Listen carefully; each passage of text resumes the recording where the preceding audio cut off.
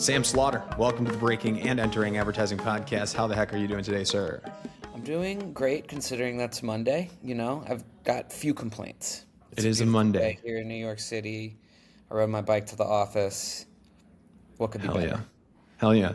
Well, let's talk about your office, where you're working here. I see that you're the founder it says on LinkedIn, you're the founder at the Lighthouse Creative Group. You got a nice kangaroo in your what do they call that, header there? It looks great. What is Lighthouse Creative Group, Sam? Lighthouse Creative Group is according to our website, we are a full-service digital agency. So whatever that means to you, what it means to me is that we're a small creative shop. We're about 40 people. We're employee-owned.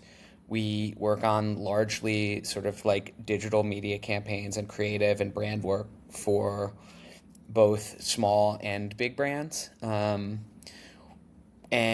yeah, I think we are a group of creative people that are trying to leverage our creativity to lead a decent lifestyle and like work with chill homies. That's probably one of the best descriptions I've heard. What do you mean you don't exist to create a meaningful difference for the work and the people and the consumers and all that? Like, I've heard so many of those positioning statements. I usually fall asleep or tune out during the long rants. So Yeah. appreciate that. Yeah, I mean, the work, we do the best we can with the work, like the work matters. It's like our craft and we want it to be amazing and we want it to be transformative. But at the end of the day, like we are aware of the fact that we're creating advertising and like we don't try to pretend that we're doing anything other than that. And I think that self-awareness would definitely resonate with me if I was a potential client. It's like, okay, you know what you're not overselling me. Like that actually proves that you have confidence and you know what you like to do. Like I love this conversation here. How long have you guys existed for? We have been around since 2018. My co-founder John and I were both fired from our previous jobs on the same day, and we didn't start Lighthouse the same day because shout outs to Contently had severance. But that was kind of the catalyst for Lighthouse. We needed to kind of get jobs. And Where'd you work? it was a place called Contently, which was I was on the founding team. It was a content marketing SaaS platform, essentially, like matching creatives with brands using software, sort of like a high-end creative version of Fiverr. And now there's like TopDoll now and like Andela and these sort of like ones that do it for tech, but we sort of tried to do it for marketing, and writers and designers and video producers. Yeah. And it went okay. Like we were pretty successful for a time. And I think at the end of the day, the market wasn't as big as the investors thought it was. And we ran through a bunch of different executive leadership, and then finally the board was like, you guys got to go. But I mean, all things turned out okay, right? You got that severance. Your co-founder also was let go. I'm assuming you guys were working at the same company. Is that correct? Yeah, he was evidently too. So you guys were buddies. You both were let go. You had severance, and you started talking with him like, hey, we get along. Like, you're more creative minded or whatever it might be. And Lighthouse was born. I guess when in those conversations, what was the thesis, or I guess like what really got things going idea wise for Lighthouse Creative Group? Yeah, I mean, I think that like literally like those earliest conversations it was basically, we never want to take investment. We never want to have to like feel pressure to grow. And we want to create a company where like everybody feels like an ownership and nobody feels kind of like that there's a hierarchy. And it was like the antithesis of like what we had come from, which was like venture-backed software. Way different. And then the idea of like anti-scale. Yes. It's like we never want to like IPO or get acquired or whatever. We just want to make enough money that everybody's happy. Yeah. Do you feel like you guys have gotten there? It depends on the year, but yeah. This year has been great. Last year was ass. The year Yeah. before was pretty mid, but yeah, I mean, yes, I think we have, and I think most of the people that work here would agree with that. Yeah. I think there's always kind of room for growth. We're not like, clients churn and people had clients get fired and their budgets get cut, and like, so there's always this, one eye open, like sleep with one eye open thing. Yeah, I guess like that's the only benefit to getting acquired, right? Like, or getting investment. And that's something that I'm thinking about too, Sam, with breaking out in Yeah. media. It's like, I love being independent. I love not having a freaking boss. My co-founder and I do whatever the hell we want when we want. But there's just that constant pressure of like hitting payroll. I mean, we're brand new, but like hitting payroll Never and like goes away. where's that sponsor money going to come from? Like, do we have to go hunt like for new business? Do we focus on our current business and that will grow too? But like the benefits of getting, that investment is like you might not have to worry about that as much. I don't Yeah, know. I think so. Two things. Yeah, you maybe worry about it less, but then there's just like somebody up your ass about it, which is annoying. And I think it's like you're exactly right in that like that's the trade-off, right? It's like I never have to listen to what anyone tells me no one can tell me what to do ever professionally, which is great, That's cool. amazing. Yeah. But also like, yeah, every fucking 2 weeks I'm like, oh, we're gonna make payroll. It's on you. Yeah, Yeah. exactly. And like, some years or some months or some days, like I'm literally like, yeah, like, if we sold it, like nobody would have to we wouldn't have to worry about this anymore, and like we'd know that payroll was hitting and blah blah blah. And then those are the bad weeks. And then the good weeks I'm like, whatever, like, Never. we're good. We're gold. Oh But man. yeah, it's the thing. And maybe if you like, maybe there's a middle ground. Like maybe you find the right investor, the right kind of, partner, acquirer, whatever it may be, and everything's amazing. Like I have a friend who works at an agency and they got acquired, and he says it's been great. He's like, they leave us alone. We all got a bunch of money. It's been super chill, like no complaints whatsoever. And I'm like, well, can you guys acquire us? Yeah. And they're like, no, you're too big now. I'm like, Oh fuck.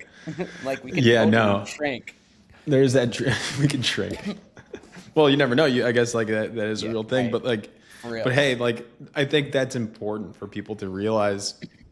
We talk to a younger audience of like what jobs they can potentially get and what companies that they'll get into. What are the benefits, I guess, if I'm a junior account person at Lighthouse Creative Group, the fact that you guys are not acquired, you are completely owner led with you two as the founders. What are the benefits to me, Gino, who just got hired as an account person there? Yeah, I mean, the benefit is that no one is really going to tell you what to do, and you get completely sort of free reign to do whatever you need. And the downside is that no one's going to tell you what to do, and you are given complete reign to do whatever you need. Now, is this at your Basically. company specifically, or or any companies that are independent, quote unquote? I think I mean, us specifically, but I think most companies that are independent are the same way. I mean, maybe the indies that are like 100, 200 people have like a real structure where there's training and there's HR and there's like performance reviews and things like that. But I think for us, we just want a flat organization. We want people to be empowered. No one really wants to manage anyone. No, that's the worst. So it's just kind of like, it's not a great place for a lot of juniors because they're like, like, of course they need mentoring. Like they need to be told, how are they going to know what to do? But for people that are kind of entrepreneurial and come in and are like, yeah, okay, like give me a problem and I'll figure out the solution to the problem. It's great. And like we don't usually our team is mostly senior. That was like part Yeah. of the founding thesis too. Like no one wants to manage anyone. Everybody wants to be left alone. Everyone like knows what they're doing. But we find junior people that are that good. And Yeah. and it's like, oh yeah, great. Pull up. Like do whatever you need. Yeah. And the That's entrepreneurial nice. spirit, it seems like, is what will set people apart at your agency. Like the to roll up the sleeves, figure out that solution. Like we got employees here, like all of our employees at Break Entering are fresh out of college. Like Yeah. first job ever, and everybody has to do everything, and like Yeah. they're doing fairly well. because they have that entrepreneurial spirit. They see the vision or what they think they see, and they're able to get the job done. So like that's not Yeah, and there's to no right or wrong way to do it, right? You're like, no. yeah, you did it. Great. Cool. Just do the thing that you're supposed to do and know your job and figure it out. Like that's probably Yeah. And core. I think like for us, right, it's like so no one here really came from an agency background. And I think Mm. maybe that's, whatever, it bites us sometimes, but we don't even know the right or wrong way to do things. So it's like we're kind of we're reinventing the wheel, but maybe we're like reinventing it in a way that is correct or better. Yeah. Who are some of the clients that you guys are working with? The big ones, Amazon, Fanatics, Sound Exchange is a pretty decent sized one. Elastic, which is like a big search company. Some good variety there. Yeah, it is really nice. Like, oh yeah, we just did our first IPO. So this company called X Energy that builds nuclear reactors. They did their IPO on Friday, and that was like Oh, pretty should have wild. told me. I'm right here. I'm on Wall Street right here. I would have came over. Nasdaq. Turns out Nasdaq Times Square. Oh, okay. I mean, Got it, right? got I it. didn't either. Like, I was like I so confused. I was like, but why are the billboards like here? Like, yeah. To be how are honest, they I going to don't. ring the bell and then get to the billboards? And it's like, no, Nasdaq is in Times Square. Oh, I have like that's like totally out of my ball, like the ballpark for me. I just know that I'm right here on Wall Street, and there's always like signage up, and every day I'm like looking at a new company that IPOs, whatever that means, and like that's really cool for them. But that's cool that you guys did that. So you're doing all types of things, Yeah. and So we were their branding agency. We did their branding. And oh, so that's like the best. you get to see their branding like on the side of the building, which is like pretty sweet.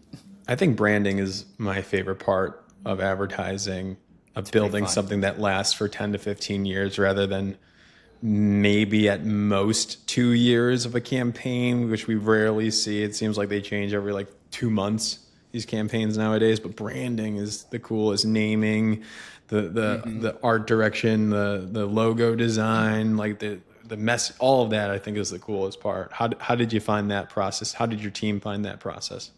Yeah, it rules. I mean, it's like painful, right? Oh, It's really? just like because like well, it's just sort of like it's an exercise in marrying like taste with whatever ROI or something, and everybody's taste is such a specific thing, and they say Yeah. they want X, and it's like you're really working even with and like X Energy, amazing partner, like shouts to them, they were so sick, like we love working with them, but it's still so hard where it's like what about that?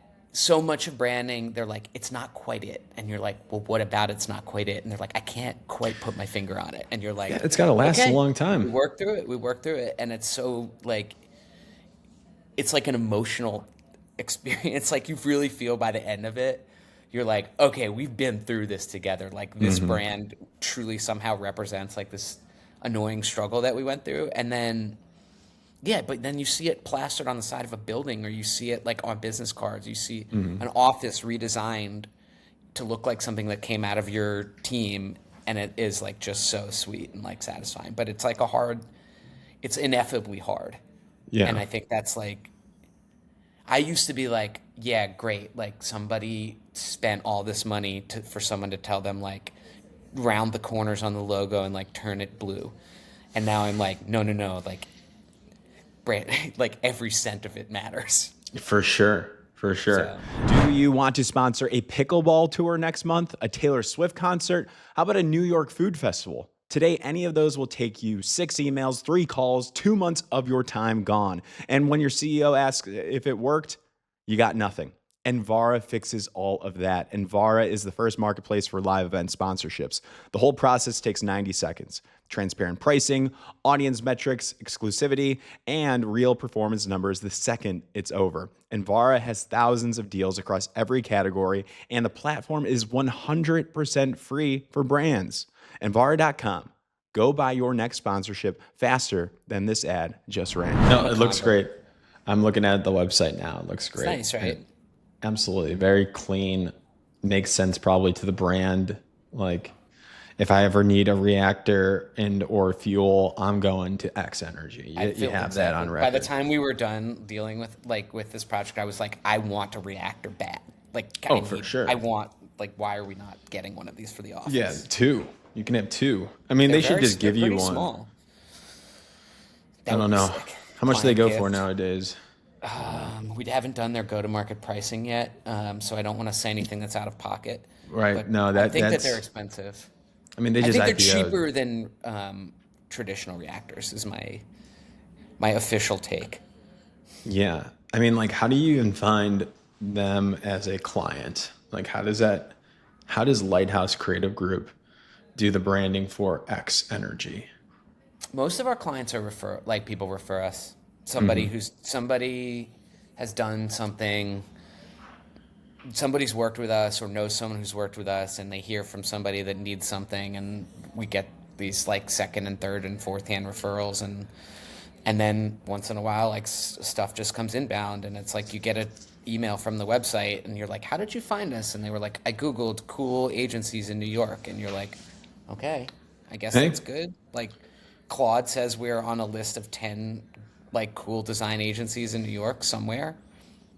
Do I know that stuff. why and how? I don't. I do not. Well, you're But doing we're PR now. supposed to. Yeah. I mean, you're doing other things now, like being on this show. That's like the Yeah, we do PR. PR, we do SEM, like we have a big newsletter subscription, like following. Um, Do you feel like now we're you're out there. trying? Do you feel like now you're at the point where you have the time, the funds to invest back into the agency? Because a lot of the times it's the shoemaker's son dilemma where you're so focused on the clients, like you're usually the agency website's the shittiest thing out there. Do you feel Yep. like now you have that time? Yeah. It's not even the time, because no, the time is a nightmare, but it's the budget. It's like Budget, yeah. such a stupid, boring thing to say, but it's like when you set a budget, and this is the first year that we've really done it, and like we have a CFO or a fractional CFO, and he's like, we're going to make a budget. And I'm like, why? We know like that it's never going to go exactly the way we planned. And he's like, this is how you like allocate money. And I'm like, what? Like, what are you even saying? Like, I just know that we're going to not make what we say we're going to make. Like, either it'll be more or less. And he's like, no, that's not it. So it's like, we have X amount allocated to marketing. Like, it's whatever the number is. I think it's like $100,000 a quarter or something like that. And it's like, that money is earmarked. And it's like, oh fuck, so it's like there to spend. So it's like you can hire somebody to write the newsletter, you can hire somebody to run PR, like we can press tapes, and it's not like, oh, That's we sick. just felt like pressing tapes. It's like, no, that's in the budget. Like of the $100,000, like pressing tapes was only like 5K. Like we got mad budget left. Holy So shit. And does that fractional CFO like hold your hand, I guess, throughout the year? Or like, because now I'm thinking like, I got to get a budget. yeah, I mean, it is useful to just sort of be like, hey, I can hire a person to do this stuff because I have the Yeah. budget to do it. Like that's basically it. And does he hold my hand? No, we fight. We yell at each other constantly. For sure. I There's bitch no at way him, you can get and, along like, with a CFO person. he's a very nice guy, but he speaks a different language than I speak. No, But you yeah, didn't come like here to play CFO. I mean, like, and this guy's coming in. I mean, yeah, it's just different languages, but it probably helps you because most creatives are good with parameters, right? Like now you know you have 100K for marketing, whatever that might be. Like that now you can get creative and do work within those confines, which is probably pretty liberating. it's nice. It's nice to know that you kind of have it. That it's like you can, it's like in your mind, you're probably like, well, if this is money that's like literally coming out of my pocket. Like I own this company. Like if I hire somebody for 10 grand a month to like run marketing or run this and that, that's literally money that I can't buy drinks with or food or rent. Yeah. And like getting out of that mindset is hard. No, for sure. Or it's But I like the think getting out people there, or like hiring another creative. Like yeah, 100%. totally. Yeah. But But yeah, I got there, and it helps. We're doing well this year, so it's like I don't really sweat it. Like when everything goes sideways, which it inevitably does, like every couple months, then Yeah. I'll be stressed out. So what does the future of Lighthouse Creative look like? You're not selling anytime soon. You know, you're pretty adamant on like not growing the profit margins just to grow them to fill your pockets in a way. Like, where do you want to take it? I just want to, I think if we make more money, we can throw more parties and do sicker offsites, basically, and put out sicker merch. Like, that's really kind of. Where do you want to go to offsite? We did Palm Springs last year. We took the team to Palm Springs for 3 days, which was great. There's some argument this year. People want to do people are pushing for New Orleans. That's we're just a little bit worried that, like, not everyone would survive. Like, Yeah, I mean, that's it could insurance. be too dicey. Yeah, it's less insurance and more like, I don't know. We know people's family. Like, I know everybody's spouse. Like, I know their parents. You'd like, let them down if they somebody didn't come back. if somebody falls in the river or whatever, like, I don't know, I'd feel bad. So For the family, yeah. yeah, we're debating that. New Orleans, some people really want to go do like a chalet situation. I don't ski. I don't know. So no, it's not happening. Well, that's why you're the boss. Like, you get to pick. Like, this is why you do what you do. Oh no. We're fully employee owned, so it's a vote. Damn it. Yeah. You messed that up, Sam. Dude, the day that everyone finds out that they can fire me is No, we won't tell them that. hopefully that they don't decide to do so, but it is pretty, like, the CFO is like, so, like, you set it up this way? Like, what? And I'm like, yeah, I want it to be like, communist and like a little bit of a socialist vibe, and everybody gets a profit share, and like everybody gets a vote, and like whatever. And he's like, that's insane. Like, what's wrong with you? No, that is insane. But that's also probably why people care. And like, they actually do have that choice, and they do have equity or whatever that might be, say, in the business. Yeah, we were doing this thing for, I don't know, one of these best places to work things, and they were like, and I realized since we were founded, we've had 4 people leave voluntarily. Wow. And three of the 4 have come back. And the one who left fucking has she's like runs David Byrne's record label or something. It's like, she's never coming back. No. Well, that's not bad. Every year we check and we're like, yo, you want to come back? And she's like, no, I'm good.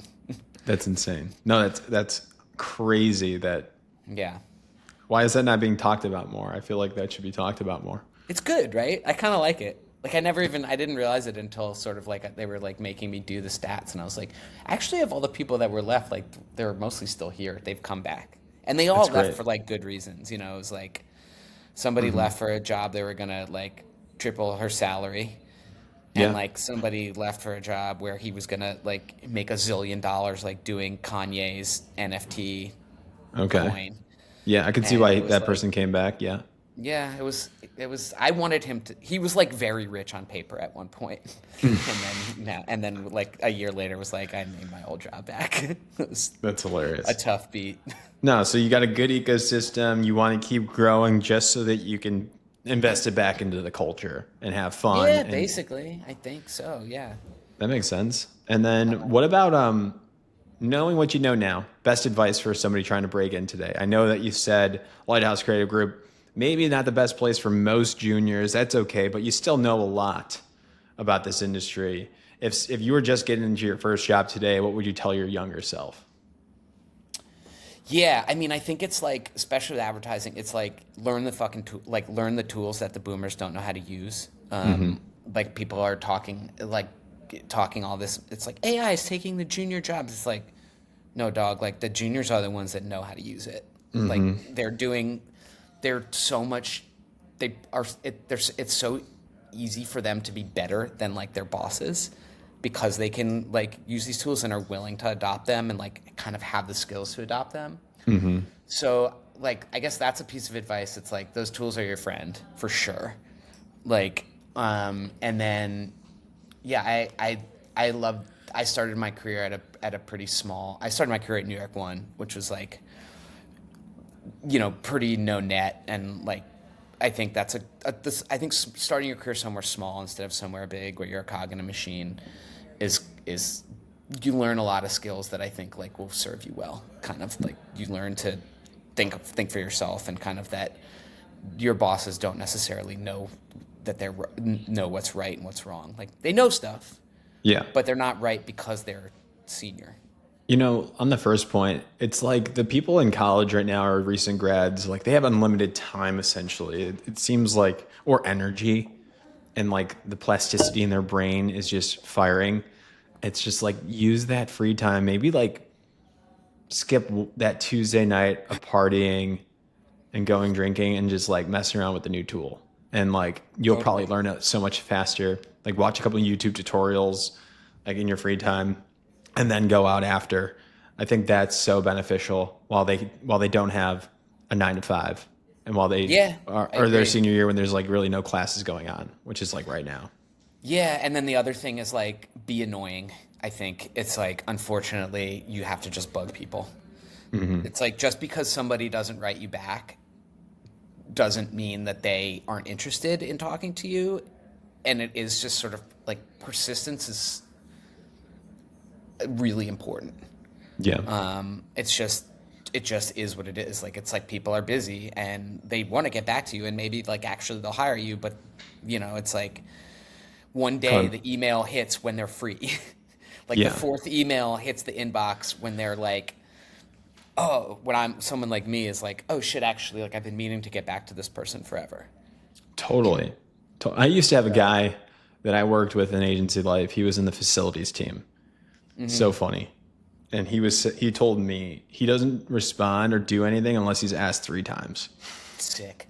I love that as like a little like life lesson. Don't do that. I'd prefer not to. That's so funny. But yeah, reach back out 3 times for sure. Maybe it's like these people have that same mentality. Yeah, and face to the name and all that stuff, and just kind of like do a little research in the person, right? And be like, hey, I saw that you, like dogs. I like dogs too. Or I saw that you, I don't know, whatever other the things that you can glean about me from my online presence. Yeah. There's one other approach that's a little bit different. It's like, it's harder to do. But if you think about like all the time that you're spending researching people and then like reaching out to them, waiting for responses and following up, there is a method where you take that time. Instead of doing that, you actually post yourself and you post cool shit. And then it's about the same amount of effort. Like messing around with a new AI tool, coming up with a new ad concept. And instead of like reaching out to Sam and Gino and all these other people, like you just post it on your personal account on LinkedIn. And then in theory, if it's good and it is interesting, people will come to you. And I think that's right. It's way scarier approach for sure. For especially somebody like if you're trying to get in the mindset of somebody that's like 22 years old, doesn't know anything about the industry, to tell them to do that. I get how intimidating that is, but it's about the same amount of effort. You can go either route, maybe a hybrid of both, but that's another option too. Yeah, I love that. And like, obviously, like if I'm gonna go look at somebody's LinkedIn and they're like posting hella shit and like the work is cool, and I'm gonna be like so impressed. And I think a lot of hiring people are probably the same. They're like, do you know how to use LinkedIn? Great. Like that's important. Like that's kind of the lingua franca of, for better or worse, that we kind of like live in as whatever people that work in business or advertising business or whatever it is that we do out here. Media. Anything else that you wish people knew? Like you have so much knowledge. You've built a successful company. You've been in this industry. Anything else that that's worked for you that you want the people to know? I think it's like this. The work is important, but the people are more important. Like, do right by people. Be cool. Be respectable. Like, over deliver and just sort of like put yourself in other people's shoes as much as you can, and people will remember that. And like, you're gonna find the people that you like and the people that you're gonna stick with for your whole career. And I think it's kind of like if you put that like positivity and you put that sort of like golden rule ass energy out into the world, it does come back to you.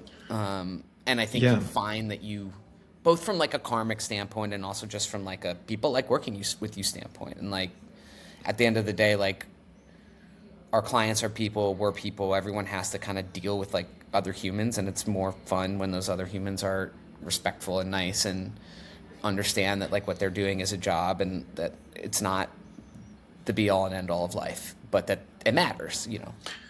It seems like matters, the hard work matters, but it's not the relationships matter the most. It seems like you embody that. Like just from this conversation, it's going to be one of the episodes that I remember that stands out to me. Just the way that you started this, your tone, your demeanor, like you can just tell you are Sam Slaughter. You are who you are. You're not trying to put on a show for press, with the potential for clients to hear this, to want to work with you, and just being yourself. You know, and I don't know if you've always been like that, but you certainly are now. You've been in the industry, so maybe you've worked towards that. But it's got to be working for you, and I really appreciate it. Yeah, I'm trying, and I think it comes down like clients. We want to attract clients that respect that our vibe, you know, and we want them to have the same vibe, and we by and large have, like, which is really cool. It's like, again, like these people are.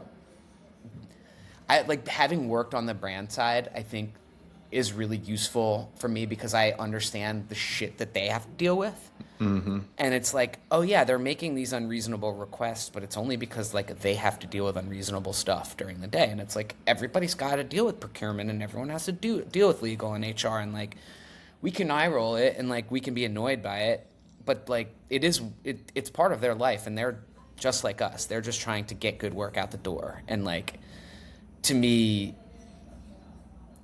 understanding that and having clients who understand that and having that simpatico personal vibe makes the work better and it makes the experience better, and everybody at the end of the day is like happier that way, and that kind of is nice.